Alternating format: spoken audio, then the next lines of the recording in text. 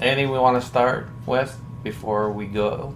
Anything? Or you just want to jump into it and the ball? Let's jump. Okay. Jump straight in. No, Let's wait go for me. raw. All right. So, I'm going to give Scott the finger. That's Tell a him to short wait. title. What's that? That's a short title, John. Going in raw. Yeah, going in raw. Write it down. Going in raw. Yeah. Ah, If nothing else comes up, that's it.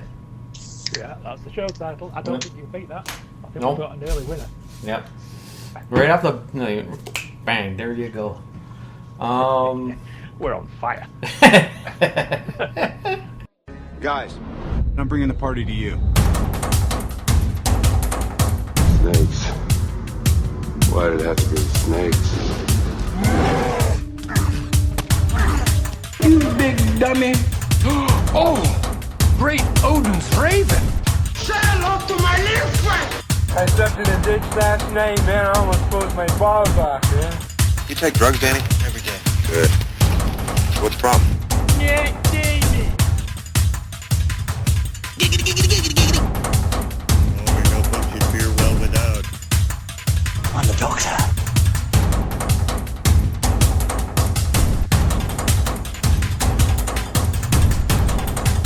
Gangsters, what's up, guys? This aggression will not stand, man.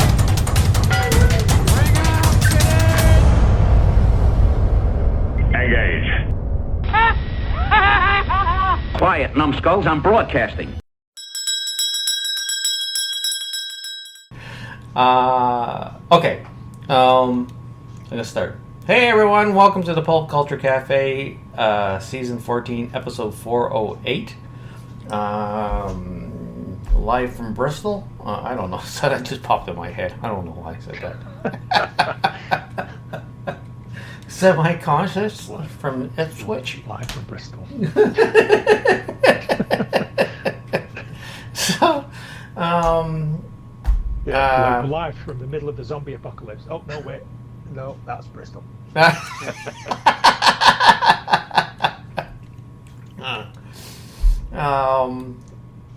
Yeah, sorry. I only woke up half an hour ago.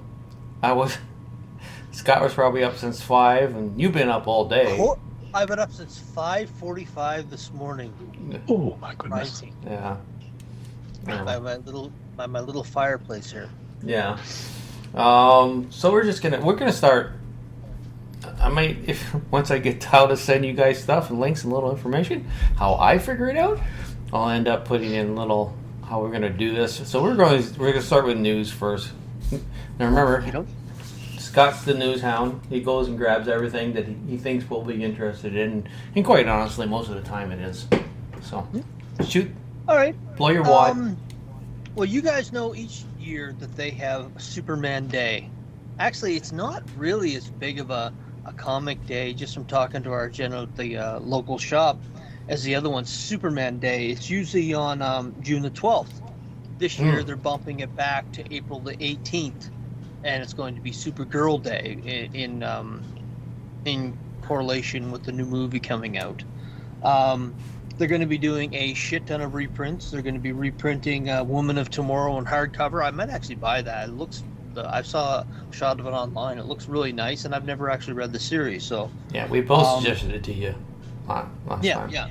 So I might actually check that out. They're going to be doing, because also on April the 18th, that also coincides with Action Comics number 1 in 1938. So they're going to be reprinting Action Comics number 1 again. They're going to be doing, well, a few things from the list. Supergirl being Super, Action Comics number 1, Action Comics 252, which was the first appearance of Supergirl in the Superman universe. So they're going to be doing reprints of that. They're going to be doing foil covers, gate foil, just all the bells and whistles. Better blow their wad all over Supergirl. Yeah, exactly. From what I actually read the whole list of different things that are coming out, and there's probably 25 different, whether it be reprints and then variations of those reprints. So it's going to be a big thing. I mean, I don't know. I think it'll help the movie. I think that it'll give that push. I mean, that Superman Day, it's like one of those things that it's never really been successful, but I think this one will be, if they're able to do it right. And it looks like they have a ton of stuff planned for it. I'm going to go see the movie, so if it gives a boost, that's great. And I mean, some of the price tags on these collections, Woman of Tomorrow, I want to say it was like $45. I may be wrong on that. It's not, it's the whole series, right? So it's like I don't know how many hardcover. you guys read it. So I think how it was long? 6 or 8, wasn't it? 6 or 8? Yeah. I think it's more. I think it's 10 or 12. Yeah, I thought it was 12 issues, to be honest. And 12 that- issues for $45 in hardcover, that's not too bad. That's not too bad. No, that's the only complaint with Tom King stories is that they just tend to be a little bit too long. I think he's a great writer. And I've said this before. I think he writes some excellent stories, but I think people just throw too much money at him. I don't think he needs 12 issues to tell a story. I think he could do it in 8. No, but it'll still be worth it though. Yeah, it's a good read. Yeah. Yeah, I mean, I'm gonna pick up a few of them, just because I really don't read that much DC, and I really have not read much of that run at all. So but there's going to be a ton of things to buy on April the 18th for the new Supergirl launch. One day before my birthday. Yeah, sweet. Did you guys see the Super Bowl promo for Supergirl? I've seen a couple the Super of Bowl them. One. No, I saw the first trailer that came out, and to be honest, it didn't really make me want to go and see the movie. I didn't think it was a good trailer.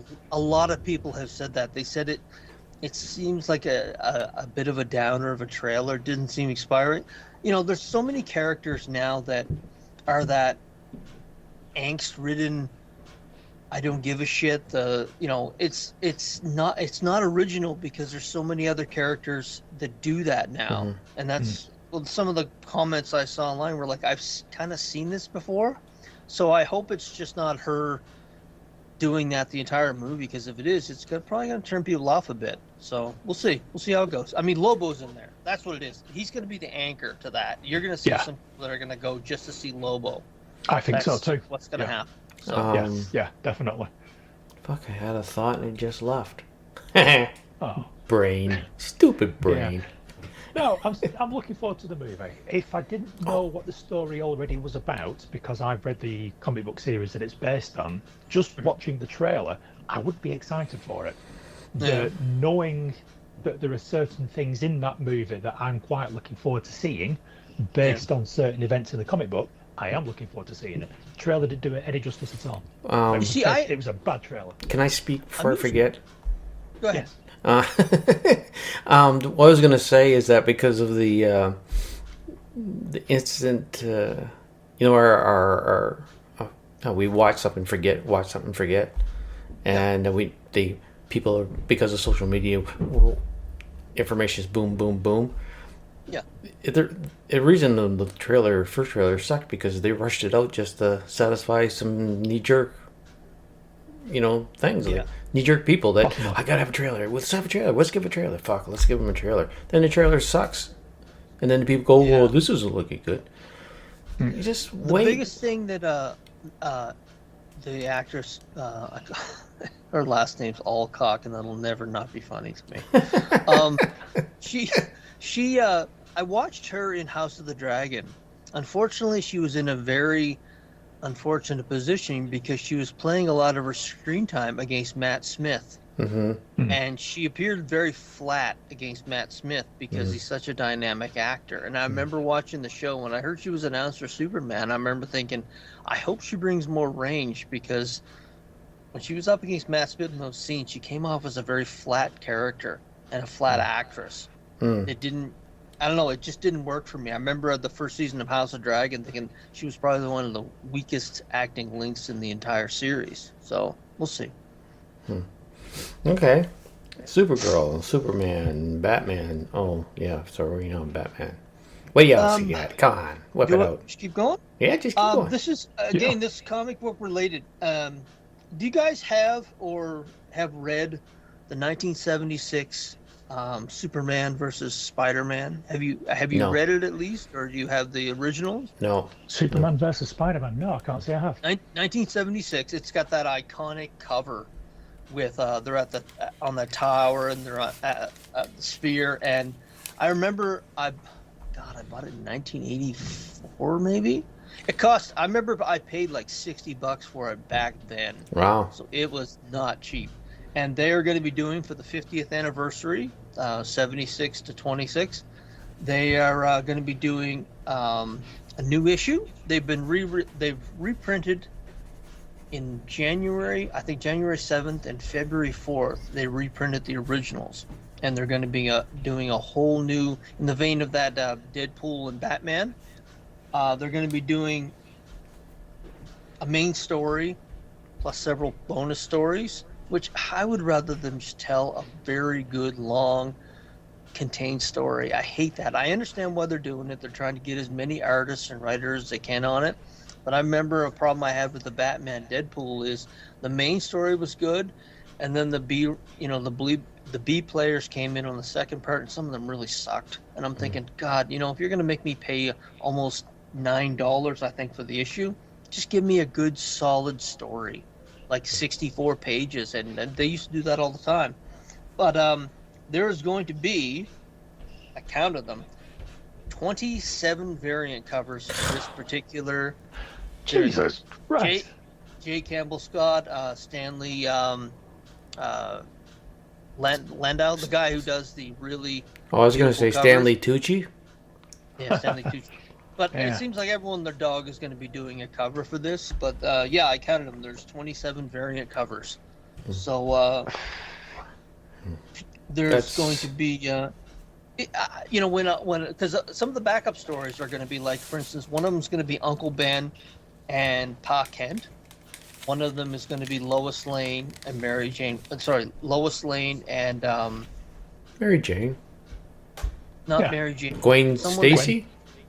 Gwen Stacy, someone that worked at the paper with Peter Parker, maybe Betty Brant. Anyway, you realize with the backstories how much these characters do kind of mirror each other, whether it be they're working in the news industry or Daily Planet, Daily Bugle.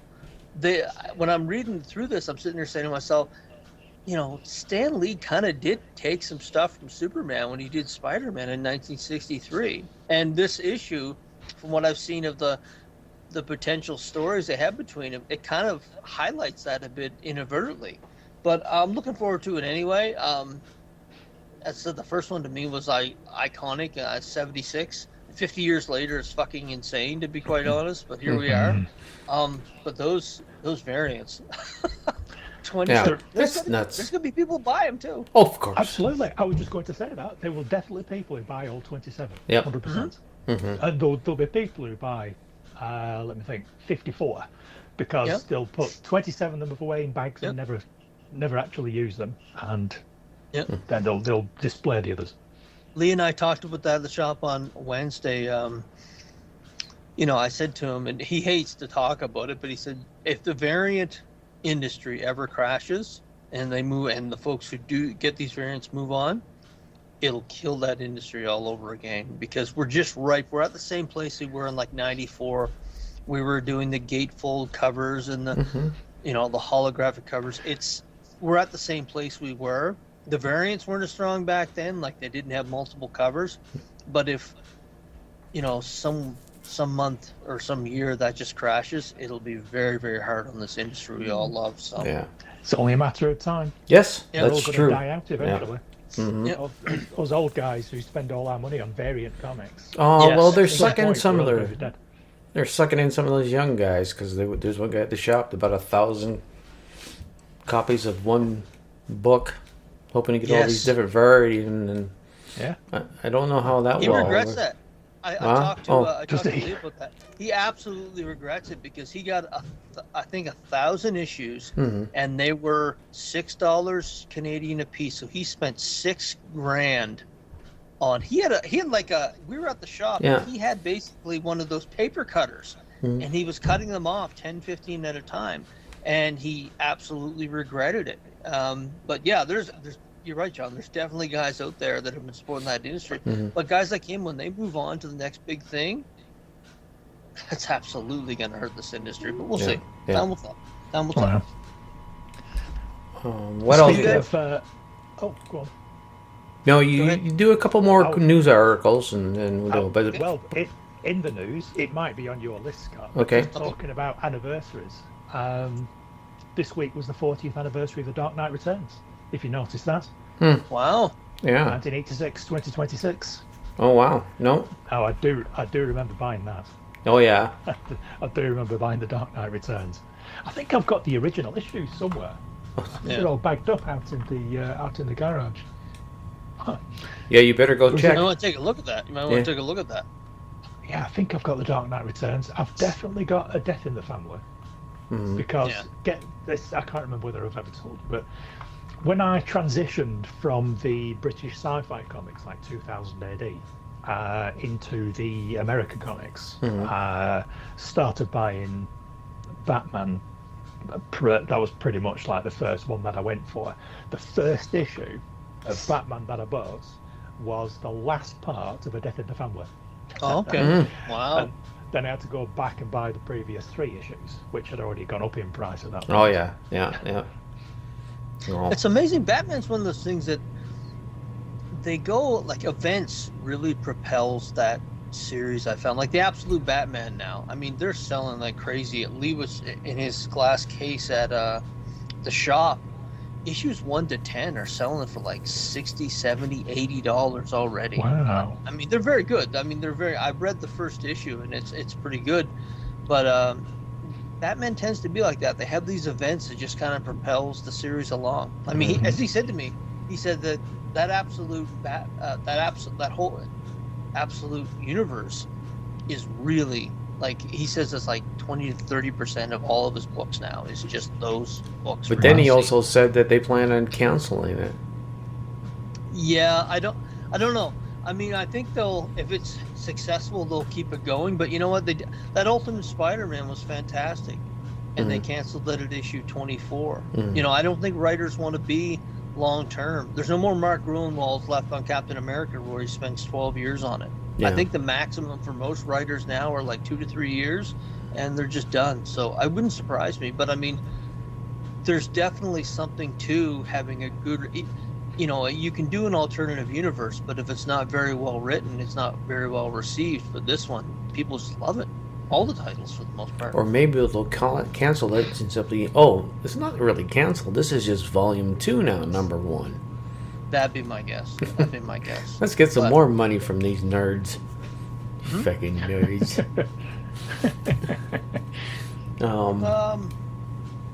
I got one more here. Paramount is still trying to buy WB. Yeah, And- they're refusing to let that go. WB has reopened talks with them.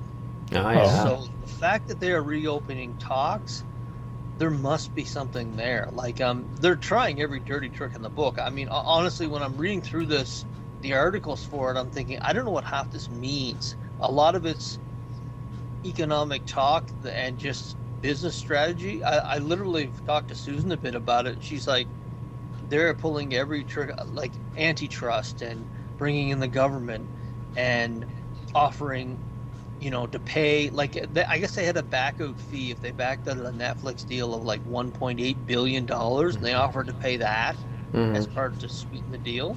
I mean, they've really been. What? Sorry, I was just thinking out loud. How have Paramount got all that money? Because they're not that successful, surely. I know for, like, Warren Buffett, this is about 5 years ago now, he sunk about $2 billion into Paramount. And I personally think it's a lot of offshore money. But you never know where the money comes from for any of these studios. I mean, to this day, if you set me down in front of a bunch of Netflix executives, I couldn't pick them out of a police lineup because you just don't know who they are anymore. Back in the day, you knew who Geffen was, you knew who Kratzenberg was, you knew Spielberg. But now they're just these folks, you never see their faces. So figures. yeah, pretty much. But I mean, I think there's a better than 50% chance that Paramount's going to get WB now. And to be honest, I've heard the folks from Netflix say we'll give it 45-day releases in the theater, make all these promises, but at the end of the day, if they buy it, they'll do whatever the fuck they want. And I think, and a lot of directors, I mean, James Cameron said a few things, Chris Nolan said a few things, that they're genuinely worried about the movie industry, because if Netflix thinks that it's just not working, they will end the movie industry. They'll just move all their movies to their platform. So I think that's part of it, actually. I think that the directors have gotten involved, and also the theaters have gotten involved, and that's where a lot of that support's coming from behind the scenes for Netflix not getting it. That's okay. I'll just steal it off the internet. Yeah, and actually, pirating has been going up. Yes. I know we talked about it on the show, but I know I've read various articles that since the apps cost so much now, someone said if you had every app, the number I saw was something like $170 a month if you subscribed to every app with content on it. It was like 170 plus a month. That was USD, I believe. Yeah, I brought it up or talked about it, that they hoped that they could end piracy by having apps and no commercials and stuff, but they just turn around and shoot themselves in the foot. And then now piracy's coming back because people are not going to pay all that for shit. Yep. Like for one thing they want to watch, right? Yeah, way too many apps now. I mean, I've heard, I want to say like 18's a number that pops up in my mind, but that's like a ton of different ones. That's from obviously from large to small. Yeah. Like I'm sure BritBox is part of that, or just like I canceled for Fubo, which was allowed me to watch Premier League soccer. Yeah. Because I was paying $45 a month for it. They had other stuff on there, but not what I want to watch. So I canceled it, and then joined up BritBox again. Yeah. Just to watch so some all stuff those there. little apps, it all adds. But up. it's only BritBox is only like $11 a month. Yeah. So, but I mean, once you've got like 15 of those apps, it just adds up. But but the point is that a lot of the folks, that's why they're pirating, because they're like, you know what, I'm starting to feel this again. And a lot of people love pirating. A lot of people, I mean, especially the younger generations, they don't think twice about stealing shit like that. It's like jaywalking. Just don't care. They get it. They delete it. They watch it. It's a lot of product that's being consumed these days. It's very disposable in their minds. There's not that affection and pull to younger audiences to relish anything the way we did. I think that's why the difference is when you talk about a Predator or an Aliens or a Back to the Future, there's a nostalgia attached to it. Not with these folks. They gobble it and they move on to the next thing. So yeah. Okay. Any else news you want to get out before we take a break here? No, go ahead. Okay. Well, if you've been listening to the podcast a while, folks, you'll notice there's commercials on here. I have joined the capitalist flea bags, if you will. I don't know what the fuck. So, I think we call you capitalist pigs. That's the word, pigs. Yes. Yeah. So I've joined the capitalist pigs. I figured, what the hell, and it has been working out well. We've got zero money. So we'll be right back.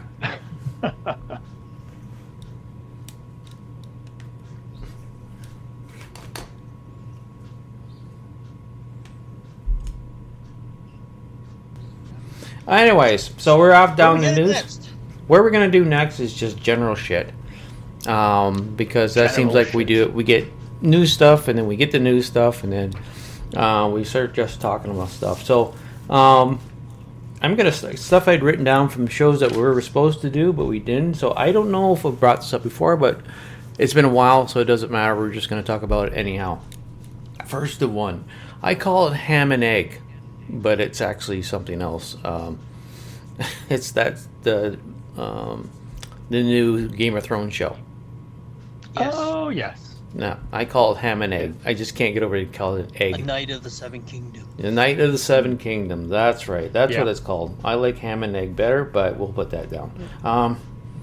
I've been in. Actually, at first I was just it was just another Game of Thrones show. but I gave it some shot, and I actually started really enjoying it. And apparently this Sunday is going to be the last show for this season. I think there were only 6 episodes in total. Yeah. So Yeah, I well, thought it this was season done. anyway. I thought it was done with the last episode. The way it ended, it seemed like a cliffhanger to me, right? But it is done very well.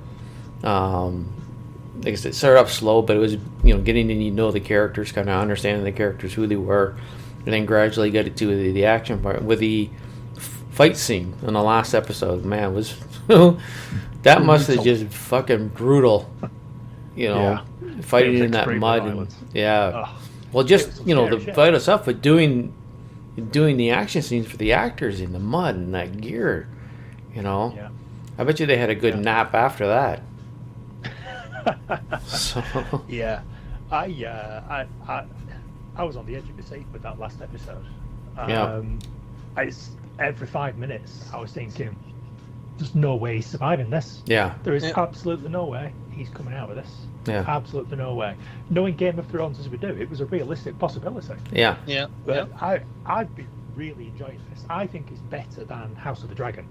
Yes. I don't think it's better than the original Game of Thrones series, like the first, let's say, 4 or 5 seasons. Mm-hmm. Yeah.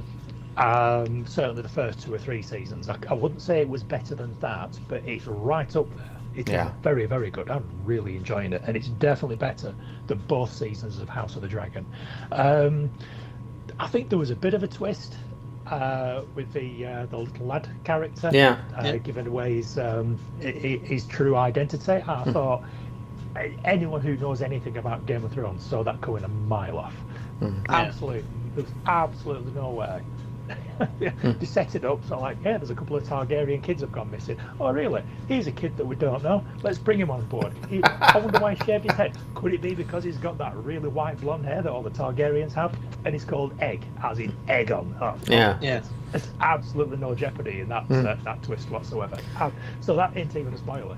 That is, you would know that just from just casually watching Game of Thrones. But aside from that, I've really enjoyed it. I've even quite liked the humour in it, which is a little bit weird because it's the first Game of Thrones that's really actively had any sort of humour in it. Yeah. But I think it's got some great characters, some really likeable characters. It's entertaining to watch.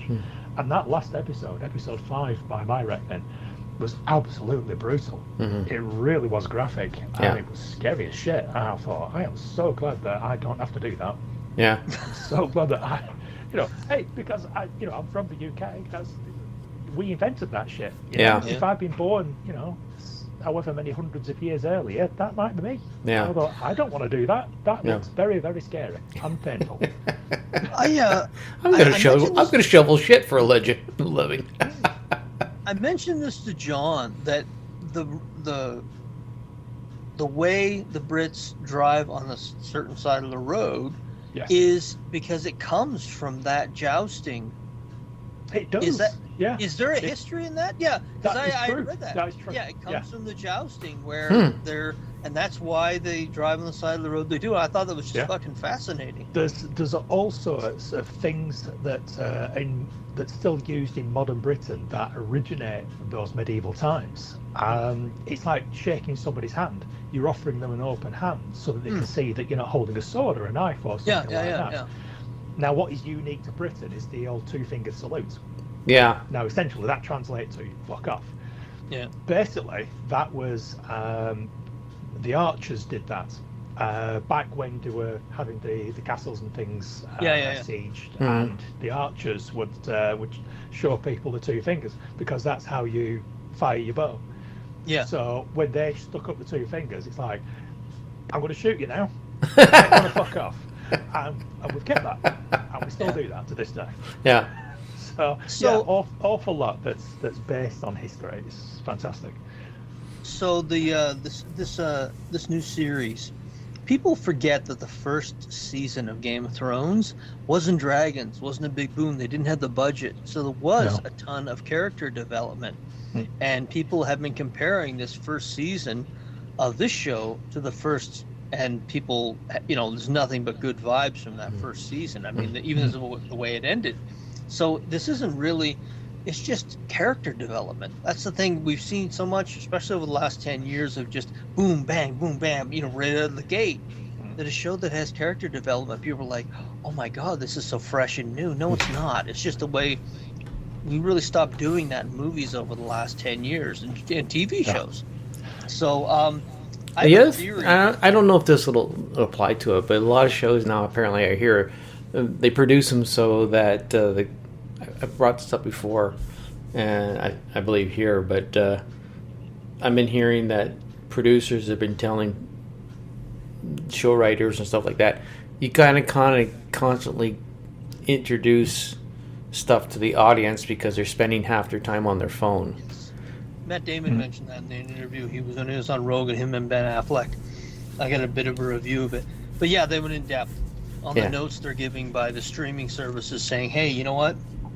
We need something big out of the gate, because otherwise they'll go back to doing the laundry. And you need to keep talking about the plot to the movie. You need to keep reminding the viewers of what they've already seen, because they're not paying attention half the time, which is fucking insane. But that show, you needed to pay attention. Yes. So you needed to, and that's probably why people are so amazed by it, is because I've got to watch this. I have to watch this. So. Yeah. 13 million. It's been watched by 13 million people weekly now, I believe. Yeah. Which is, yes, I read something similar. It was either 12 or 13. I couldn't remember which, but that's fantastic. Yeah, it's fantastic. That is very good. So I'm looking forward to the end of this. Like successful. Not, I'd like to see 8, but I'll take what I can get, and I think the thing is, it's based on a series of short stories by what's his face, George R.R. Martin. Yeah. So unless you did all 3 short stories in one season, it would probably be difficult to do more than 6 episodes. For each of the short stories. All right. See, I didn't no idea of that. I know nothing of the history of the actual books or anything. Yeah, because the Game of Thrones. Song of Ice and Fire, something like that. Now that is obviously they are full-on novels, and it's a whole series of them. It's an epic story, and that's how you could grind out so many seasons of Game of Thrones. But this is a very different beast. This is literally just a short story. There are comics too. Apparently so. I think the comics are based on the book. Yes, exactly. Rather than being actual standalone stories. But on the strength of enjoying this series so much, I'm going to buy the book. And I didn't want to buy it before I'd seen the end of the TV show, because I thought I might as well watch the last episode now. Yeah, and you then might get as the well. book. You got 1 to go. Yeah, because I'm probably going to have to wait another 2 years before they do the second season. I have kind of a theory on who the Knight is. It's after daytime. No. The Knight in the series. Oh. I think he's a distant relation to the Mountain and his brother. Really? He's a big fella. Just something I'm sitting there saying to myself, if that's revealed like a season or 2 down the road, that would not surprise me at all, because it would be a nice little tie-in to the Game of Thrones world. It's 100 years, I think, separating them, so it's not too far in the distant future. You mean, what's his name, the Tall? Eric the Tall, or whatever his name is? The Mountain, no, the Mountain and the guy, he's got, the 2 in the original series. The Hound. The Hound and the Mountain. They've kept on playing up the size of him, and I was sitting there saying to myself, it would not surprise me if they kind of flesh that out in the next couple of seasons, which would be a cool little tie into the original series. Oh, okay. The only thing that's now, like I said, there was one twist that was so obvious it was ridiculous that they tried to keep it hidden for so long. But the one thing that is keeping me guessing is Sir Duncan actually a knight or not? Because for the first few episodes, I thought, oh, he's definitely not a knight. He's not a knight. He's his master, for want of a better expression. did not knight him before he No, died. he's not a knight. Yeah, I was putting my money on that, but just from the last episode, I don't know. No, I think it's made it look so obvious that he's not a knight. I think it's going to turn out that he was actually knighted. I'm just not sure. Yeah. I'm not 100% sure. I'm his mentor. I was very upset when I first saw that because they CGI'd my cock onto him, and I was like, "What?" I was like, "What are you guys doing? We talked about this. There's a contract you have to sign before you do something like that." And that's just the average size of a British cock. Yeah.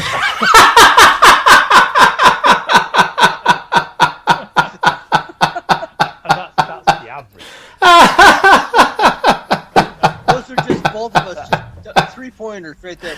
Oh, that's good. I wish I could put that for the title.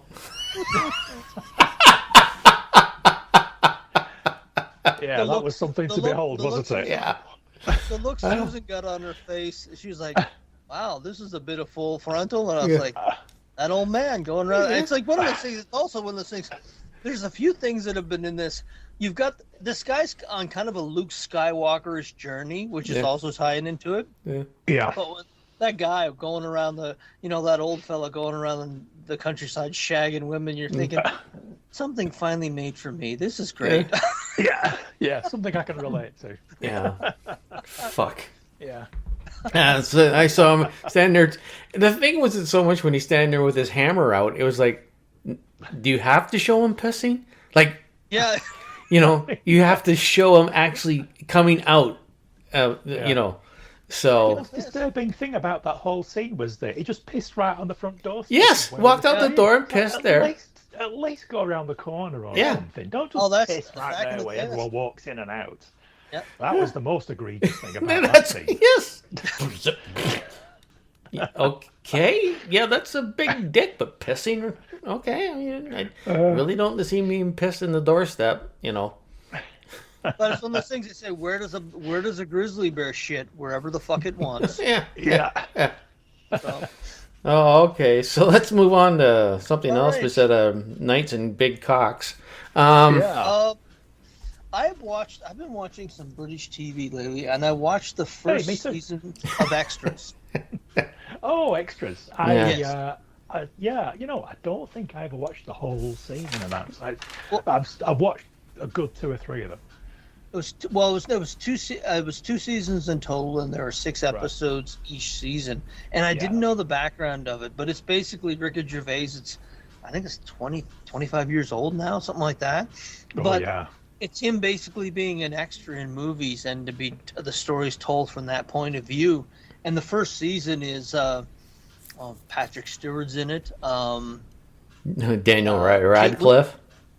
Daniel Radcliffe, Kate Winslet. That famous thing I had seen the moment with him and Kate Winslet at the Oscars where he says, Winslet, right? You do a Holocaust film and the awards roll in, and that whole episode in that series was about her talking about the exact thing that years later she did to get an Oscar or was nominated for an Oscar. But it was great writing. I love the writing. I mean that the skit with Patrick Stewart where he's like, it's just like, and then all of her clothes fall. Yeah, all of her clothes comes off. So it's a comedy. Just all of her clothes comes off, and then another one when she goes in the scene, and all of her, I see everything, and it was just hilarious to see the way they set that up.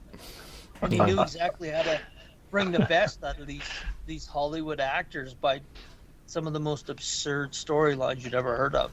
But the great thing is, the first season is his rise, and it's the first time I think I've seen him and Stephen Merchant working together, and Merchant plays just a wonderful tool of an actor in this. He's just got some of the best lines. But I did notice in the first season, I saw a lot of people from Afterlife, and I realized Ricky Gervais brings back a lot of his cast that he's worked with before, because there's an actor, the guy with the glasses and the brown hair, so that voice that talks like this, turn around, him, he's in the first season of Extras. And I was like, fuck, he's been working with him for a long time. But I mean, that's why when I watched Afterlife, these guys work so well together, because they've been working together for years, obviously. And I didn't know that at the time when I watched the series. So I really enjoyed it. I mean, the jokes, it's a combination of Ricky Gervais's humor and 30 years ago. There's stuff in that first series you could not put on TV right now. You would be canceled for saying it. Yeah. So I loved it. I loved it. It was just fantastic. And they're about 30 minutes along. And even his co-star, there's a real, you can tell it's not just going to be yuck jokes. He's building into a story of what it's like to go from an extra to having a line in a film. It was that background on the film and TV industry is very interesting. I don't know whether it's just specific to Britain, but it was great to have that background also with the fucking biting comedy. It's just fantastic. I haven't watched them all, but I do have, like I just said earlier, I've re-upped the BBC BritBox here, so I've got that on there and a few other things. I've been just trying something different, and one of the shows that I've watched on BritBox right now is Father Brown. Okay. So. Oh right. Okay. Yeah. That's like a bit of a detective type thing. Yes, it is. It's Yeah. It has one of my. I can't remember his name offhand, but he's just one of those British actors that I recognize and I enjoy. He's been around. He played the father in the Harry Potters of the. That's right. Okay. Yeah. I'm blanking on his name, but he's been in a lot of stuff. Yeah, he was in that Fast show. Lots of stuff. Yeah. He's the Fast show. I can't remember his name for the He's life been in a lot of stuff, but I said, okay, well, I said I need something different, and it takes place in a time period of the I think it's after the war in 1950s I think it's and just stuff. After World War II, isn't it? Something. So it's got that old feeling to it, which the sets are already built. Basically, right? So, and it falls. Yeah, and Mark it looks, Williams is called. Yeah, and I can't remember what it was. Yeah. So the first two episodes I watched, I enjoyed, but the first thing I noticed, I said, after doing research, it looks like it's all set in this small town where all these things are happening, and the first thing I thought of was Murder, She Wrote, where everything was happening in this small town. And now one of those theories that people come out, she was actually she was killing everybody, but she's managed to, So is this one the kind of same? Is Father Brown killing everybody, but he's getting framed But so I've watched that, and I've watched a couple other shows that I enjoy. I've seen before, but After Hours. It's still After Hours with the one that takes place with the little grocery store corner. Open All Hours. Open All Hours. Sorry. Yeah.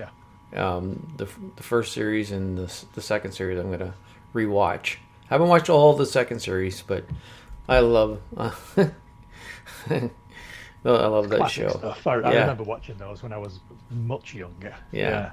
Good stuff. So, but I got BritBox. Get your rag, get your cloth. That's it. Get your cloth. But him trying to get laid, and him not wanting to let him get laid. Yeah. What's that nurse's name? Nurse Emmanuel something. Something. Yes. I can't remember. Yeah. The last show I watched, he's driving around. He's riding a bicycle around and around. He's going past her window, and she's ironing. And then the one time she goes around, she holds up her knickers. He runs into a car. But he didn't care. He got to see these knickers. So, but 70s British humour. Oh, I fucking love it. So. I'm watching that, but the other show I've mentioned this before, and I only finished watching it because I actually forgot I had it. Was Twisted Metal season 2? Oh yeah, that's an enjoyable series. Yeah, it is surprisingly good. It looks so low budget. It's like, and the premise of it is it's based on a video game that is just cars like smashing into each other and shooting at each other. But it's surprisingly good. It has no right to be that good. Yeah. It really doesn't. But it's very entertaining. Yeah. They've developed these characters in it. 3. I think it's going to season 3. I haven't seen anything about it. I think it is too. I think I've read somewhere fairly recently. I think they're going to do a season 3, which I didn't think they would. Yeah. But hey, I think if Anthony Mackie had been more popular as Captain America, then they might not have done a season 3. Yeah. But I don't think they're making many Captain America movies. Yeah. So season 3. Yeah. But he's really good in the show. I like Anthony Mackie. I like it. He is. And then he's a charming motherfucker. Yeah, he is. He's entertaining to watch. Yeah, so I really like him. It was they ended the cliffhanger. They're standing in the middle of the road, and everybody's hunting them. Yeah. So, yeah. But they've done a good job of creating these characters that didn't exist and putting them in the Twisted Metal thing, giving it a story and an idea. But the guy, the weirdo guy. Which one? Well, the one who was running the competition. He had a black hair. Something supernatural about him. Yeah. He's been in quite a lot of things, like low budget stuff like that. Yeah. Did you know that he was Metamorpho in the latest Superman movie? Yes. I didn't know that. Yeah. When I found that out, I thought, oh my god, good for him. Yeah. Because he's done. I've only ever seen him in some low budget TV slop, and for him to feature prominently in like this big budget movie, I thought, well, good for him. Yeah. He's paid his dues, and he's got his reward. Yeah. And he does a really good job. He's a good actor, so. And he's a very good actor, actually. Yeah. I think this is a series that has Samoa Joe in it. Samoa Joe plays the clown, but he isn't voiced. He isn't voiced. That's the weird thing. Yeah, it's voiced by somebody else. Arnett. Oh, really? Yeah. Yeah, quite. Arnett. Something. That's it. Will Arnett. Yeah. Will Arnett does voiced the voice. By Will Arnett, but it's Samoa Joe. And doing the acting behind the mask. So. But old David Prowse, Darth Vader. Yeah. It works, though. It actually works. Yeah, because the mask is on all the time. You don't see him moving his lips. So, but Samoa's doing the lines. Yeah, that's right. So he's doing the lines. He's doing the acting because he can't be just doing blah blah blah, and the actor's got to read. So he's doing the words. So I don't know. He seems to be enjoying himself. He's not complaining because he's not talking. He's getting paid. He actually loves it. He loves the video game. I've seen a couple of interviews with him, and he said he loved the video game, and being part of the show is just fantastic. And he'll be in every episode they'll put him in. He loves it. Excellent. Have either of you seen Wonder Man? Yes, I did, and I am very surprised that I liked it very much. I love the first 3 episodes. Mm-hmm. I think it was the directors, because I noticed when I was watching it, different directors did different episodes. Mm-hmm. I watched the first 3 episodes, and I was like, this is fantastic. Ben Kingsley and, I don't want to butcher his name, Yahya Abdul Mateen, the second, had great chemistry together. Yeah. And the first 3 episodes were fantastic.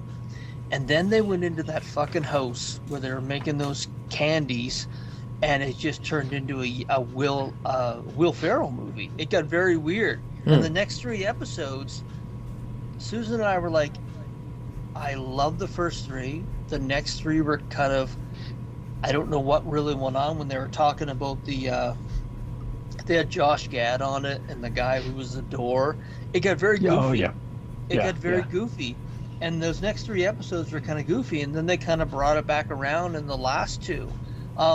This is what they should do with characters if they want, before they put them on the big screen, because I could see him, because they did such a good job of developing the character, I could see him going into movies even as a part of an ensemble team, because him and Ben Kingsley had great chemistry. I mean, But that's it was the just first. Sorry, go ahead. It was just very weird. The first 3 episodes were very good. The next 3 were very wacky and weird, and you can tell it was different directors. And then the next 2 at the end kind of cleaned it up when they went to damage control and he broke him out of there. It was very well done. You can tell they didn't have a huge budget because the CGI was very much to a minimum. It was a lot of character development. They did a lot of kind of nods to old Hollywood, which I thought was very cool. But I mean, they did very good with what they had. No, I thought it was a nice change. I was expecting something, like everybody says, 6-episode drop at once. It usually means you don't have any confidence in it. And apparently they haven't had any confidence because it's been hanging around for 2 years or more and all this other shit that's been hanging around too. But it was a nice change, really, of just, here's this guy, he's got a superhero power, we're going to put him in a situation here he has to start beating people up. And this is nice change, character development. That's the only way I can say it. It's just nice not to have like one episode where they introduce the guy, and the next 5 episodes he's beating the shit out of people with his superpowers or trying to figure out that. Yeah. It was character right to the end, right to the very end. Is then you see his superpowers and he use like you saw him do it a couple times, but actually controlling his powers and know what he's going to do, and that was it. And I said, "Fuck, that's great." Now, are they going to do a season 2 or not? Because it's been. I doubt it. Yeah. Which is a shame because him and Ben Kingsley were very well together. There's one person that stood out to me, and I actually looked up the actor's name, Zlatko Burak. He was the guy who played Van Korek. He was the Hollywood-produced director, I should say. Yeah. Was he not the dictator in Superman? Yeah, he was. He was a dictator in Superman, but he was also the Russian oligarch in 2012. You remember the Russian oligarch that was trying to get his sons on the ships, and he ends up falling to his death? No, I don't think I've watched that movie. I want to remember. It's the same actor, but he's lost like 70 or 80 pounds because Susan recognized him. She's like, "That's the guy from 2012. Holy shit, has he got cancer or something like that?" Like, he's older, obviously. It was like 13 years ago, but he's the guy from 2012. But but that episode, it was just like it just felt like the first 3 were really great. The next 3 was like they brought in different directors and they went in different directions, and the last 2 tied it up nicely. But I was pleasantly surprised overall. Yeah, I think overall, on average, it was a good series. Yeah, I enjoyed it. Yeah, I didn't really enjoy the Josh Gad episode. I know why they put that episode in there. I don't think it needed a full episode. No, I think it could have been a 10-minute flashback, and they could have told, they could have given you the background to it in the same way. I don't think it needed a full episode. But yeah, first 3 episodes were definitely the best. But that is, I think, purely because that the 2 actors were so good together. Yeah, I think they could have been doing anything anywhere, and those first 3 episodes, which just focused on their relationship and them getting to know each other, was just absolutely magical. I really enjoyed it. And I love Trevor Slattery anyway. When he makes an appearance or something, it's always funny. Yeah. And you got the little bonus of him being the Mandarin right at the end. Yeah. That was great. I mean, just to see that character again, it was like, I fooled you all. In that voice, it's great. Yeah. But if you really listen, he's not doing it the same as he was in Iron Man 3 because his heart isn't in it. Yes. His voice breaks.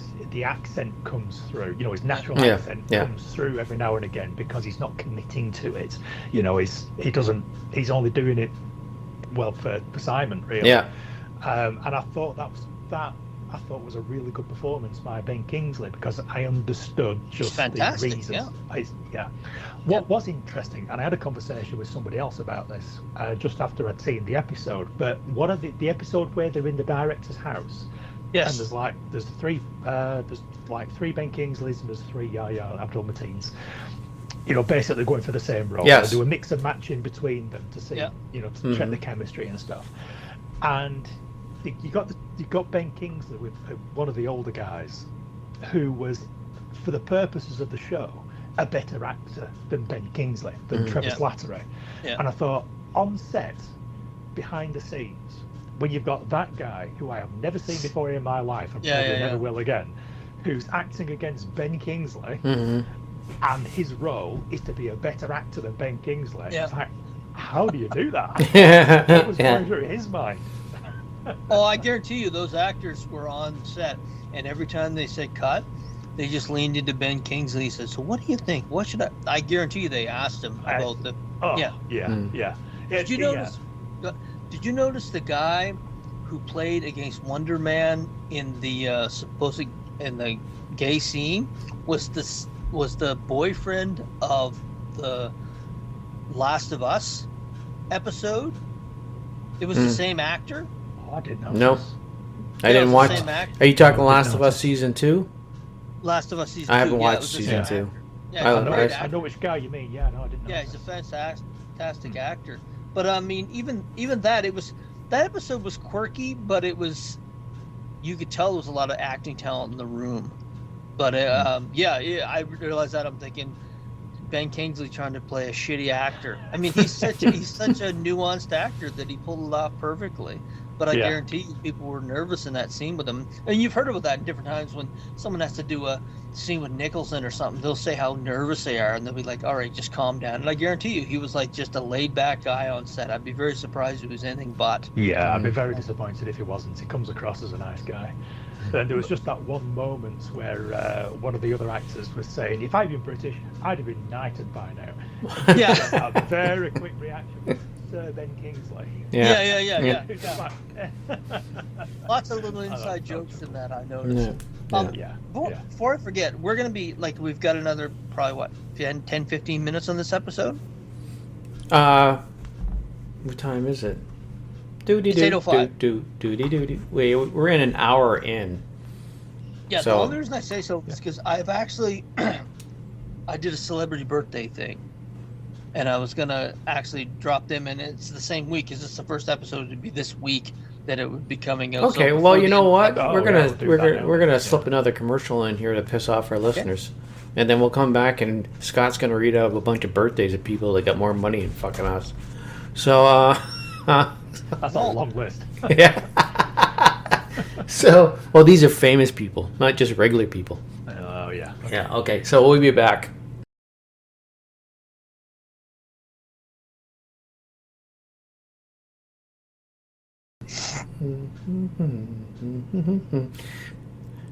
So, okay, here we're back. I hope you enjoyed the commercial. Please buy whatever it is. If it's Xbox, cool. So Scott's gonna have a bunch of birthdays of people. Celebrity birthdays. Yeah, from, those bastards. This week, actually. This week? Actually, so this week, 16th to the 23rd. So February the 16th, rapper Ice-T turns 67. Holy shit. I 67. know. Well, I love, I haven't done this list for a while, but every time I do it now, I'm like, holy shit. Yeah. So yeah, he is 67. On that same date, February the 16th, actor LeVar Burton turns 68. Wow. And sometimes actor John McEnroe turns 66. That's birthdays for February the 16th. February the 17th, actress Renee Russo, of course, from the Lethal Weapon franchise and a few other ones. She turns 71. 71. Still would. Yeah. Still would. February the 18th, actor John Travolta turns 71 years of age. Do you notice his head's got bigger and his eyes have got smaller? Yes, I have. That's Okay. a Ron L. Hubbard thing, I think. Okay. Vanna White turns 68. Letter Turner for Wheel Yes. Fortune. She turns 68. February the 19th, Jeff Daniels turns 70 years of age. Wow. Smokey Robinson turned Motown Smokey Robinson turned 85 years of age. 85. 85. Tony Iommi of Black Sabbath turns 77 years of age on February the 19th. Oh, my God. Oh, yeah, they're all getting up there. This shit makes you feel old, doesn't it? Oh God, yeah. February the 20th. We all know who this is. Actor Anthony Head, Giles on Buffy, and I assume various British productions. Turns 71 years of age. Sandy Duncan of... What was she on in American TV? She was on a bunch of different comedy shows and stuff like She that. turned 79 on February the 20th. And today, as we're shooting, February 21st, Kelsey Grammer turns 70 years of age today. Happy birthday to Kelsey Grammer. Wow. Kim Coates Kim Coates from Sons of Anarchy, and he was actually in the last season of The Walking Dead, Dead City. You remember, Paul? Kim Coates. Oh, yes, I know who you mean. I was just trying to think which one he was, but as soon as you said Dead City, yeah. Kim Coates. He's a great actor. Kim Coates turned 67. And today also, C-3PO's Anthony Daniels turned 79 years of age. Wow. I think he's coming to Calgary again this year. Yes, if you see him at a con today, and you will see him at a con today, say happy birthday. February 22nd, tomorrow, Kyle MacLachlan, of course, who was just in Fallout Season 2, turned 66 years of age. And tomorrow is the birthday of Mr. James Hong, who turns 96 years of age. Wow. Tomorrow. Holy fuck. 96 years of age. 96. He's looked the same for years now. He's looked the same for years. I don't know. He's just embalmed. I have no idea. But there's another gentleman, and he's a bit actor. I mean, did you guys watch 16 Candles with Molly Ringwald when you were a kid? No. Yeah, but depending who you're about to mention, I might not remember. Well, the gentleman who played her dad. Gentleman who played her dad is an actor by the name of Paul Dooley, and he is 97 years of age today. Wow. So that's a run. He also played Sarge in the Google him. The first Cars movie. Do you remember that voice at all from the Cars movie? You know, I've never seen a Cars movie. No? But that is the birthdays for this week. Wow. I loved it. When I'm going to start doing this. I'm probably going to be doing it more on John and I's show, but I love looking up these birthdays because I'm thinking, wow, A, they're still alive, and B, the dude's still working. You know, I mean, I know most of the guys on this list are still active actors and singers. True. Yeah, they just don't know when to quit, do they? No. Bastards. Well, I mean, it's never been easy to be a good actor or a good singer because there's so many bad ones right now. And that's the truth, unfortunately. They wouldn't keep getting work if there wasn't a demand for their work. So true. Very true. Whoops. And that is celebrity birthdays. Okay. Anything else we want to bring up before we take the break? We got a couple more minutes, a little bit more time to fill in before we actually break. I do have one thing. This is what's that? I was going to say, if you want to kill some more time, I've got a small list of things that we can talk about. Oh, I got a bunch of lists of different stuff. Next time, obviously. Yeah. I can squeeze in one or two. How about we squeeze in something that and Scott can just stare at us? This is video game stuff. Okay, a couple things. One, Starfield is coming to PS5. They announced that they're going to go to PS5. Now, I don't know how big that's going to make a difference because I hear the game. Like, I tried playing the game. Okay. And I actually didn't like it that much. I find it too much shit. Side shit that I didn't want to do, and you had to do. So. Yeah, I have to say, I actually really liked it. Yeah. When it came out, I started playing it and I loved it. I just couldn't stop playing it. And then there just came a moment in time where I stopped playing it and started playing something else and just never went back. Yeah. But for that period of time where I played it, I thought it was really good. It's the type of game that I like, though. I love games like Fallout, which is another Bethesda game. Yeah. And just, all the quests and side missions and developing your character and that sort of thing. And I quite got into building the spaceships as well. I spent quite a bit of time just messing about with the spaceship creator. I thought that was very interesting. So I actually really enjoyed it. Yeah. It's really weird, though, but the game is almost the same as Fallout or Fallout 76, right?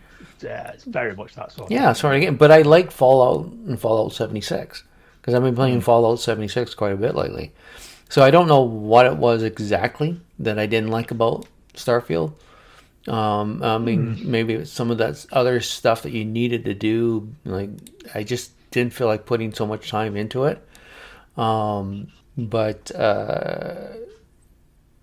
But there's the less PS1. story in Fallout 76. You can just play the game. You can just I think, play yeah, Fallout that's just 76. it. I can just Whereas play the game. Starfield, there's a lot of story and Yeah. dialogue sometimes, and so it's yeah. I can Yeah. see how you'd get bored of that. Yeah. So, the other thing is, I don't know about you, Paul, but I always find that when I'm playing a video game, I'm wasting time. I'm having fun, but I'm wasting time. But I'm sort of trying to get myself around to the thing that I could be sitting here watching a TV show for an hour, just sitting on my ass, doing nothing, just watching the show. And I'm thinking, why do I feel when I'm playing an hour in a video game that I'm wasting time, but I'm basically doing the same thing, but I'm more involved in what's happening? I'm still being entertained, but I'm being entertained in a different way. I don't know if you ever get that feeling, but I'm trying to get away from that because it's the same thing. Yeah, I think it's just a social attitude towards it. Even though playing video games is much more popular now than it's ever been. Well, mind you, it's been very popular for quite a few years now, but, you know, we're very old. I think it's just a general social attitude towards it. It just kind of bleeds into your life. You know, you feel like you're wasting your time because everyone thinks that you're wasting your time. It's like if I'm playing games, most of the time, you know, 99% of the time I'm playing games, I'll listen to a podcast as well. Because if I'm just playing the game, and I don't do anything else, then I feel like I wasted my time. If I spend an hour on a game without listening to a podcast, I feel like I've wasted that hour because I've always got a list of podcasts. Now the podcasts, ironically, are mostly about video games and movies. And I've always got hours and hours of them on my phone ready to go. So if I'm not listening to a podcast while I'm playing the game, I feel like I've wasted that hour. If I'm listening to a podcast, say I wasn't just sitting and listening to a podcast in a chair. If I just sit in a chair doing nothing and listen to a podcast, I'll feel like I've wasted an hour. But if I can listen to a podcast and play a video game at the same time, it doesn't feel quite so bad. Okay. But if I only do one or the other of them, I feel like I've wasted my time. Similar to you, yeah. And the other thing, which doesn't make me feel so bad, especially if you look at the right places, studies have been going on lately about playing video games.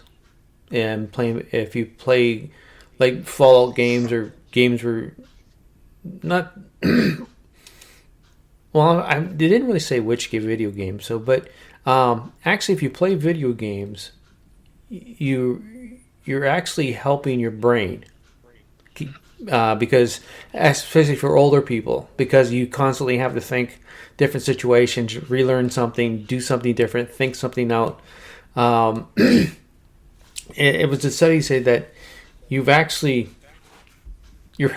even though it's just a video game, but you're constantly having to use your brain to play the game, right?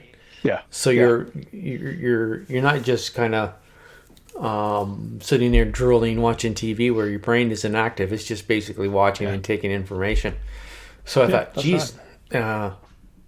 This okay. Now if they say it's good for your brain. People, it's some measurement where they said like you're 10 years, your brain is like 10 years stronger, something like that. You know what I mean? Do you guys use Roblox? Is that what it's called? No. Roblox, where you can create your own video games? No. I don't know that much about it. No, I've never played it. Never used it. Do you know what I'm speaking about, though? I've heard of the name, yes. Yeah. Okay. Yeah. So you can create your own worlds, I believe, where you can play your own video games. Is that That's right. correct? Yeah. Yes. Yeah, You create all your right. own games. Yeah. That I have no idea. He knows more about it than I do. Just to throw a grenade in the room, the gentleman that was involved in quite a tragic event here in Canada about a week ago now, he had created a game on that platform where he could go around a mall shooting people. Oh, Like he had created I was wondering it for what that the hell you're specific talking event. about. Oh, okay. And I was sitting there, the gentleman from Okay, Tumbleweed Bridge. And I didn't know that was possible, where you could create your own video game just for basically snuff. You know, that's what it was. I didn't know that you could do that in video games. I thought it was something that was presented to you and you played the game, but I guess you can create these scenarios. Well, AI is allowing you to do it too now. You prompts some prompts into the whatever system you're using, and you can create a video game. Yeah, So. but Okay. Roblox is specifically designed for that. It's all user-generated content. Okay. Roblox isn't a game. It gives you basically a set of tools, and you just use those tools how you will. And you create racing games, fighting games, flying, whatever you want, basically. Okay. Sandbox, you just do whatever you want. So anybody who's got Roblox or a game like that can basically just use the tools that are provided to just create whatever they want. And that amazing. individual chose to create something that's as socially unacceptable. Yeah. And I was talking to my wife about this not that long ago. It's we were watching a drama on TV, and the detectives went into somebody's house to arrest somebody, and he was some sort of young sociopath. And they went into his house to arrest him, and he was sat in his bedroom, and he had all this computer gear, like steering wheels and control pads and all that. And I thought, isn't it funny how every time you want to depict a sociopath on television, you show him as an avid gamer. He's got game stuff all over the place, and that's what makes him look like a sociopath. Where the truth is, there's hundreds of millions of people play video games, and a minute percentage of them will actually go on and shoot up a school full of kids. Yeah. And it's just playing the video game itself doesn't make you a psychopath. No, it's like anything else. such a You remember they prolific said hobby. porn would come, reading Playboy, Penthouse, or whatever. You'd go out and start raping absolutely. women all the time because maybe one person did it or whatever, right? So it's let's. heavy metal. If someone went out and murdered a lot of people and he was wearing a Metallica t-shirt, just But that's whatever. what made it out in the media. Like that story was on, I think, Global. Yeah. But I didn't know much. I'd heard about the Roblox. I'd heard the name, but I didn't know what it was about. When they said he created a video game, thinking, what the fuck? How did he create his own video game? I didn't know about it. But Paul, I will tell you this: that they show on the shows. But if anyone walks in my house, they'll see the 5 laptops and say, "We got a baddie." Yeah. Double bag those gloves, boys. Yeah. We got a baddie. Yeah. Did say that if it came in mine. I don't know, but I've got 2 laptops there, Chromebook, 2 more laptops there. Yeah. I That's just baddie. because Oh, we didn't I've know got you were a baddie. I've got 1, 2, 3, 4, 5. It's probably another one time. They're all put We're up. all baddies. Yeah. So What's the title for the show? We're all baddies. we're all baddies. yeah. And on that note, folks, Oh, we're gonna end the show. Okay. We're gonna end the show. Apparently, Scott said so. It's his Why fault. not? So, we're gonna record another one in a little bit here. So, anyways, that's it. Have a lovely evening. Thanks for tuning in and dropping a line. I know the commercials are a pain in the ass, but Hey, we want that 5 cents though. Fuck you. 5. Boy, you're This is how reaching we for the make it, stars. Wow. Guys reaching for the stars with 5 cents. Holy shit. Oh, not age. Obviously. yeah. Split a penny. Split a penny. So, we'll be back next week because that's how it works here, see?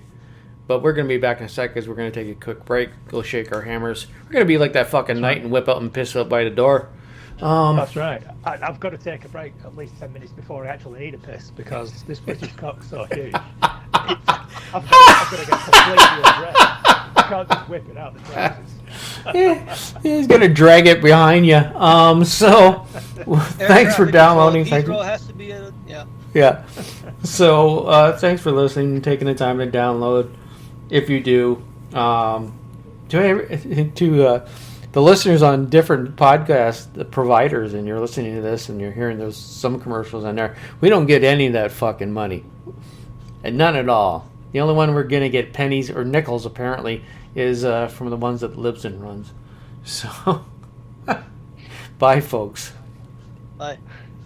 Bye. Speaking of pisses. I'll be back. Yes. Yeah, me I too. second that I gotta get a coffee and whip out my small Canadian cock. So, Ladies and gentlemen, my mother thanks you, my father thanks you, my sister thanks you, and I thank you. That's all, folks. Thank you. Come again. Why, you little?